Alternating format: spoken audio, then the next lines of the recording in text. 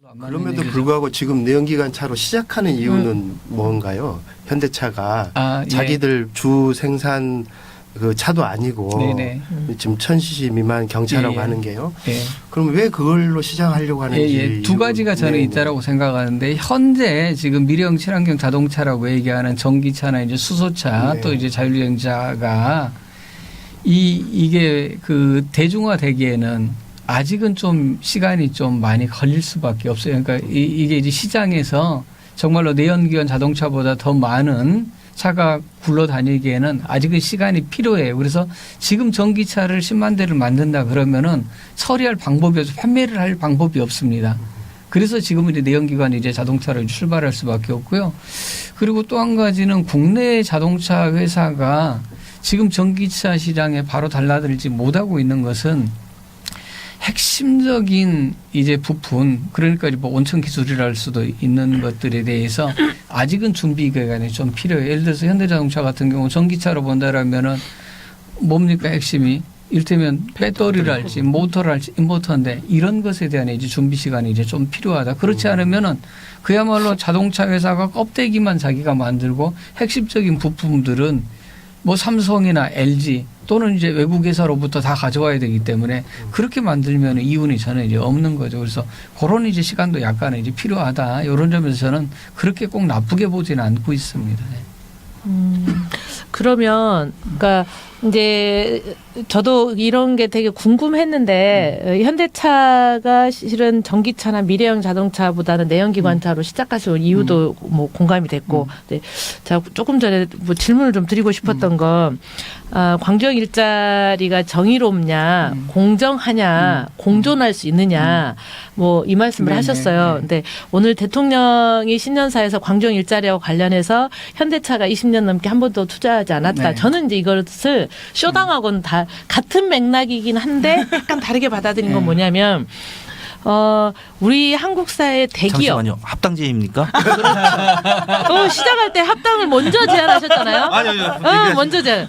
그래서 한국 사회의 대기업 재벌이 사실은 어느 순간에 고임금 뭐 고비용이라는 핑계를 대면서 투자하지 않고 다 뭐 개발도상국을 해외로 갔잖아요. 그래서 이 문제를 이렇게 방치하면 정부가 우리 사회에 더 이상 일자리 산업과 경제에 대안이 없다. 저는 이제 대통령이 굉장히 절박하게 얘기했다고 들렸고, 그러면 그러니까 공정과 공존을 얘기했는데 이 대목에서 저는 그런 게 돼서 창원의 비정규직 얘기를 했는데, 광주도 보면 기아자동차는 초임 연봉이 뭐 제가 듣기로는 6,900? 네. 뭐 특근 야근 다 포함한다고는 하지만 그런데 사실은 광주의 평균 노동자 평균 임금은 200만 원도 안 된다. 요즘 뭐 200만 원 조금 넘었다. 이런 통계가 있단 말이에요.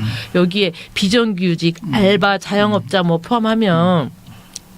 그래서 광주형 이제 질문은 원장님한테 드리고 싶은 건, 그러니까 우리 같은 사람들 입장에서는 당장 평균 연봉 3천만 원짜리라도 일자리를 지속적으로 가질 수 있다면 이게 너무 절실하단 말이에요. 근데 이게 정말 대통령도 저렇게 강력한 의지를 표명했는데 실제 이게 가능할까?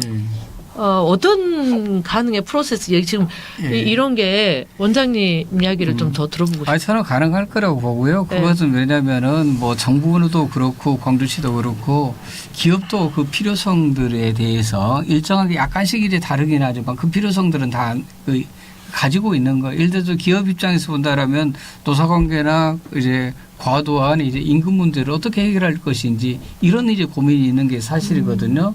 그러니까 고비용 이제 소요율 구조를 어떻게 바꿀 것이냐 이제 이런 이제 고민이 있는 것이고, 반면에 이제 노동 입장에서 본다라면은 재벌의 문제가 다시 말해서 이제 노동자들의 이제 고용의 문제이기도 지금 하거든요. 지금 이제 우리 이제 대한민국의 제조업이나 자동차 산업의 이제 어려운 이제 측면들을 쭉 이제 거슬러 올라가 보면 예전에 그 대한민국 기업들의 경쟁력이라는 건 장시간 저임금 구조였거든요. 그야말로 가격 경쟁력이었어요. 싼 어떤 이제 임금을 동원해서 그러죠. 저가의 어떤 이제 물건들을 대량으로 만들어서 쫙 이제 세계 시장으로 이제 밀고 갔단 말이에요. 그게 뭐 이제 수출 중심이었잖아요. 그래서 그렇게 이제 갔었는데 사실 최근에 우리나라 지금 제조업 가동률이 72% 정도, 73% 정도뿐이 지금 안 되거든요. 그러니까 한 30%를 지금 이제 놀고 있다라는 거예요. 그러니까 예전만큼 지금 되질 않아요. 그리고 자동차도 역시 마찬가지거든요. 예전만큼 지금 팔리지도 않고 수익률이 이제 남지도 않아요. 대표적인 시장이 어디냐? 미국과 이제 중국인데 미국과 중국에서 그렇게 이제 고전할 수밖에 없는 이유는 어떤 거냐면 예전에는 그야말로 뭐 독일차나 일본차보다는 못하지만 가격이 더 쌌다. 이런 게 이제 큰 경쟁력, 그게 이제 가격 경쟁력이었잖아요.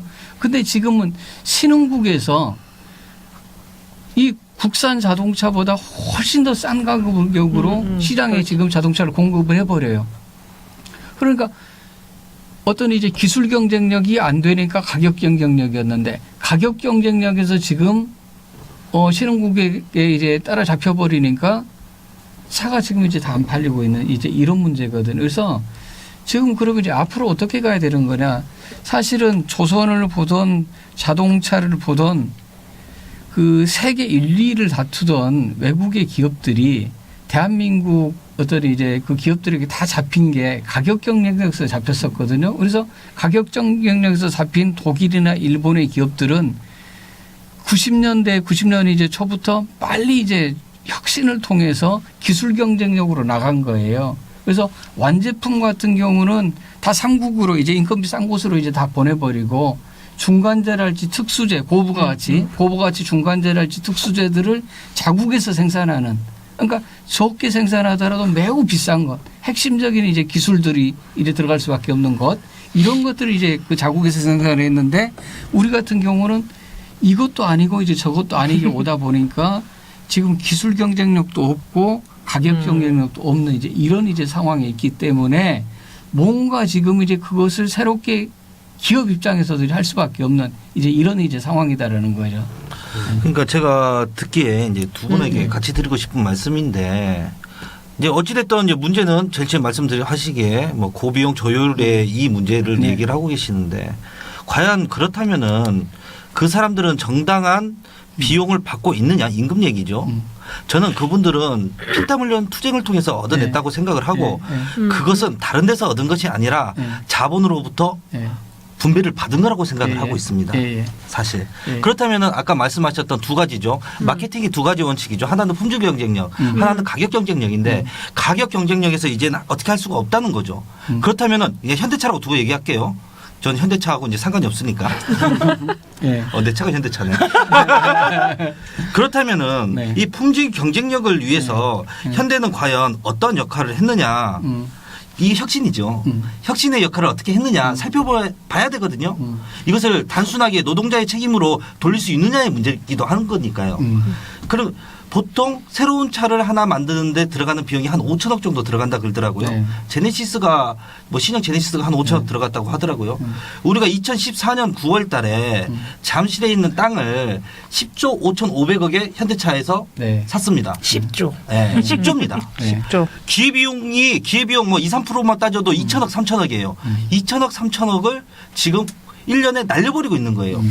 근데 광주에 얼마 투자한다고요? 530억. 이걸 가지고 이 책임이 노동자한테 많은 양 이렇게 포장해서는 전 절대 안 된다고 생각을 합니다. 그리고 이것은 명확하게 문재인 대통령께서 보셨다고 생각을 하고 있거든요. 지금 잘 보고 계시죠? 이야기가 나온 김에 좀 붙여가면 상당히